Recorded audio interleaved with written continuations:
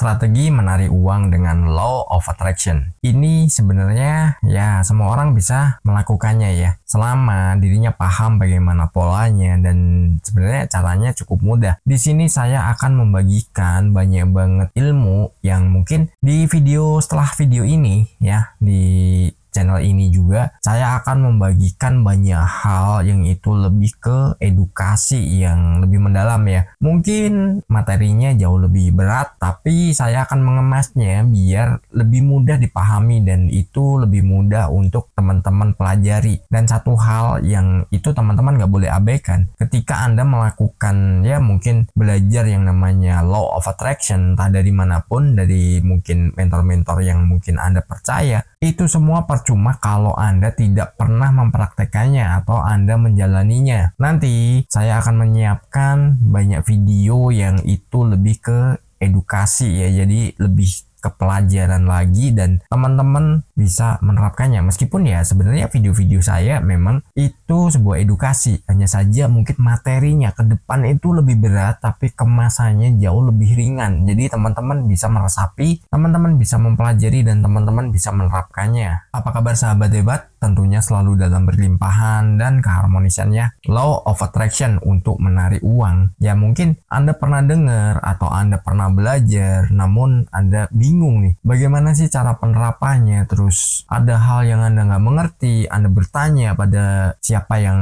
mengajari Anda ataupun tempat Anda belajar, tapi Anda tidak direspon dan Anda tidak pernah ada komunikasi. Anda menemukan channel ini bukan sebuah kebetulan, karena di sini Anda bisa berdiskusi ya melalui kolom komentar dan nanti kita akan bahas bersama-sama. Dan kita langsung mulai di poin pertama, bertindak seolah-olah. Bertindaklah seolah-olah Anda sudah memiliki kekayaan finansial yang Anda idamkan. Hal ini dapat menciptakan perubahan pola pikir yang menarik energi positif. Kita harus membuatnya itu seolah-olah, meskipun itu belum. Kita bikin seolah-olah. Kita manipulasi pikiran bawah sadar kita manipulasi ya mungkin visualisasi kita. Itu nggak ada masalah dan nggak ada pertentangan. Ya kita menciptakan atau kita menanamkan sesuatu yang menjadi impian kita ke pikiran bawah sadar kita, sehingga kita akan mendapatkan nantinya itu sebuah kenyataan yang itu akan menjadi goal dari apa yang menjadi impian kita. Ketika kita rutin melakukan ya mungkin ilmu seolah-olah ya, ilmu apa ya namanya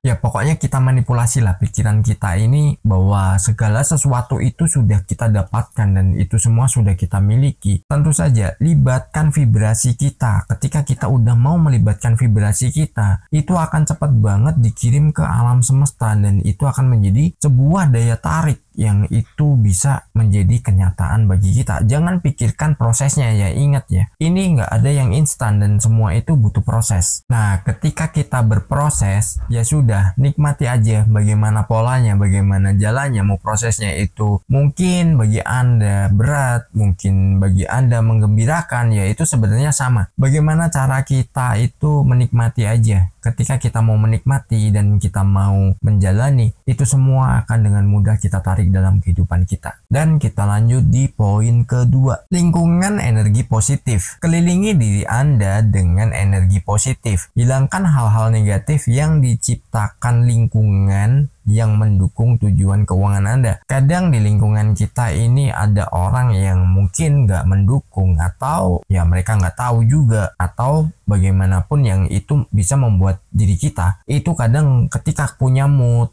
ketika kita pengen ya berkreasi atau berkarya, tiba-tiba moodnya hilang gara-gara ya mungkin lingkungan kita. Bisa dari dalam, bisa dari luar. Nah, ini adalah tugas yang terberat ya. Dalam artian gini, tugas terberat itu kita perasaannya harus kuat. Kita juga harus bisa memilah. Aduh, ini gue mau berkarya nih, cuman biar nggak ada gangguan. Kita harus menentukan waktunya, kapan, dan kita harus bagaimana, itu tergantung diri kita. Ketika kita nanti terbawa oleh lingkungan tersebut, maka ya kita nggak akan pernah menghasilkan apa-apa. Jadi kita harus bisa yang namanya memilah dan nanti kita menentukan bagaimana kita membuat sesuatu yang itu tidak mengganggu. Apalagi nih ketika kita ngomong atau kita berdiskusi soal keuangan, Anda memiliki impian misalkan bercerita nih, wah gue pengen punya penghasilan nih tiap bulan nih 50 juta sampai 100 juta misalkan. Katakan ya 100 juta aja deh biar angka bulatnya ya.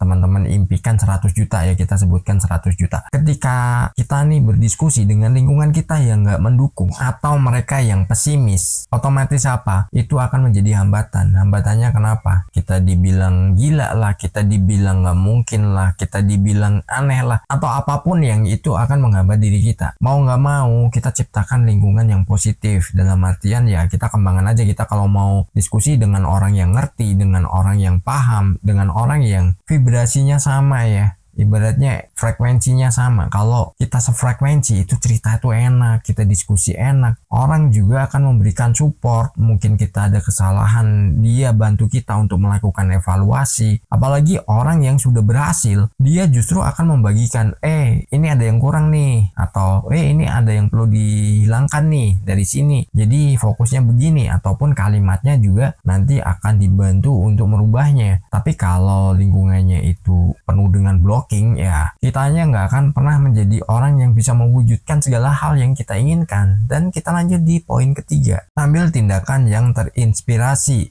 Meskipun pikiran positif itu penting, mengambil tindakan yang menginspirasi juga sama pentingnya. Kita harus berusaha mencapai tujuan keuangan dengan antusias dan dedikasi. Kita harus totalitas nih ketika kita menjalankan sesuatu ya. Jangan hanya kita visualisasi, kita menciptakan lingkungan yang positif, namun mau nggak mau kita juga harus mengambil yang namanya tindakan. Ketika kita udah mau mengambil action dan itu sesuatu yang menginspirasi kita, langsung aja eksekusi. Itu nggak butuh waktu yang lama. Anda akan mendapatkan nanti mungkin tahapan-tahapan baru dalam kehidupan yang tadinya nih mungkin kita rasa segala sesuatu itu nggak mungkin, tiba-tiba kita bisa mendapatkan jalan yang itu bisa sedikit mewujudkannya. Begitu kita penuh dedikasi dalam menjalankannya, kita penuh dengan antusias yang maksimal dan kita ada totalitas di situ, maka dinaikkan lagi levelnya hingga kita mencapai apa yang menjadi target kita atau tujuan kita. Ketika kita sudah melakukannya, maka kita akan menjadi orang yang dengan enak banget ya menjalani segala sesuatu. Karena apa? Kita udah mendapatkan ilmunya dan kita bisa mengembangkan jauh lebih besar lagi. Ketika kita bisa mengembangkan lebih besar lagi, nanti setelah didapat ya tingkatkan lagi. Karena apa? Polanya sama, hanya saja prosesnya nanti beda-beda ya. Polanya tetap sama, hanya prosesnya nanti yang masing-masing. Karena apa? Kita SD ujiannya beda dengan SMP, SMP beda dengan SMA, SMA beda dengan universitas. Begitu mau naik ya kita bertahap dulu, nggak serta-merta langsung kita dapat sesuatu yang langsung gede. Bukan seperti itu ya, meskipun ada juga, tapi biasanya yang dapat langsung gede itu nggak kuat ya, dia terlalu kaget dan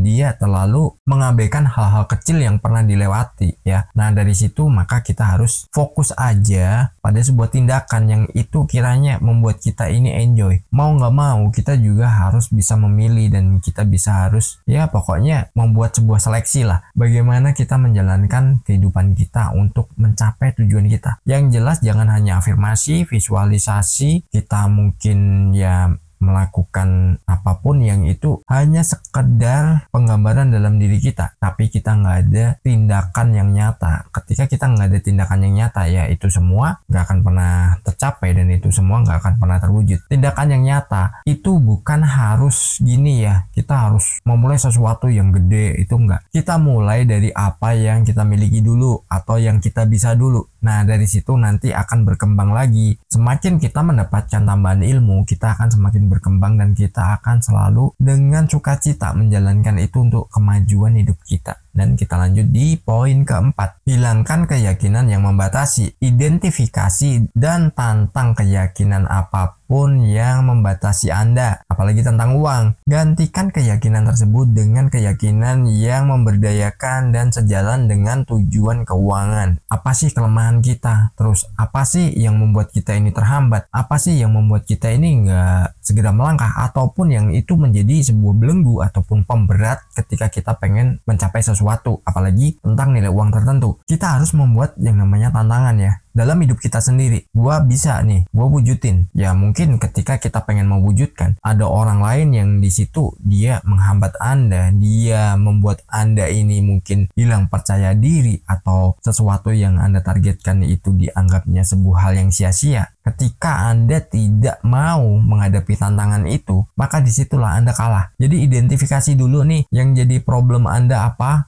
yang jadi penghambat Anda apa, yang menjadi ya mungkin pembatas Anda apa. Identifikasi dulu. Setelah itu semua ketemu, Anda bisa melanjutkan ya yang namanya tantangan Anda untuk mencapai kehidupan yang jauh lebih baik dan jauh lebih maju. Dengan begitu, hidup Anda akan semakin enjoy dan Anda bisa mewujudkan apa yang Anda inginkan. Kalau orang lain yang dia nggak mengerti tentang law of attraction, biasanya mereka akan jadi penghambat. Jadi hati-hati ya, jangan pernah menceritakan hal-hal yang itu belum Anda wujudkan. Kenapa? Nanti Anda dibilang gila. Anda hanya dipikir orang yang ya melakukan halusinasi, ataupun Anda hanya berkhayal dan itu jauh dari kenyataan Anda saat ini. Sedangkan Anda melakukan seperti itu untuk masa depan Anda. Yang namanya kesuksesan ataupun impian adalah hak personal. Gak ada hak orang lain untuk membatasi dan melarang Anda dalam mencapai apa yang menjadi tujuan hidup Anda ke depan. Dan kita lanjut di poin kelima. Latih kesabaran. Kita perlu bersabar dan percaya pada prosesnya. Kita harus pahami bahwa menarik uang menggunakan law of attraction itu adalah proses bertahap, dan hasilnya mungkin memerlukan waktu. Sering kita bahas juga ya, bahwa semua itu butuh proses dan semua ada tahapannya. Satu demi satu, lewati aja. Kita sabar, karena apa? Yang namanya tantangan, yang namanya proses, tidak melulu itu sesuatu yang menyakitkan, bukan sesuatu yang menyedihkan juga. Tapi yang namanya proses, terkadang datang dengan sesuatu yang menggembirakan, dan itu membuat kita ini menjadi orang yang hebat, menjadi orang yang memang sudah dipantaskan untuk menerima itu semua. Semua butuh tahapan dan semua itu butuh waktu juga. Jadi bukan sesuatu yang instan. Sering saya bilang kalau segala sesuatu tidak ada yang instan, semuanya butuh proses dan semuanya butuh waktu. Jadi jangan pernah berhenti ketika Anda sedang mengalami proses yang itu mungkin menyakitkan Anda, proses yang mungkin membuat Anda ini lemah. Segera recharge ya. Segera recharge, kalau perlu komen, bilang, saya kok mengalami begini, saya harus bagaimana. Dengan senang hati saya akan membalasnya, dan mungkin saya buatkan video khusus. Jadi bagi teman-teman, jangan menyerah pada keterbatasan saat ini. Fokus aja ke masa depan Anda. Jadi semua impian, apalagi yang namanya keuangan, itu sangat mudah. Kita ciptakan aja, kita pengen berapa, kita pengen bagaimana. Jangan pikirkan prosesnya juga. Yang jelas, tentukan dulu targetnya berapa, dan dari situ rasakan sudah teman-teman miliki dan teman-teman udah menerimanya, dan jadikan semua itu adalah pedoman bagi hidup teman-teman biar jauh lebih berkelimpahan lagi. Jangan pernah dengarkan kata orang lain yang itu hanya akan menghambat Anda. Jangan pernah ceritakan juga kepada orang lain yang dirinya tidak pernah mengerti bahwa impian itu bisa diwujudkan. Sukses berkelimpahan.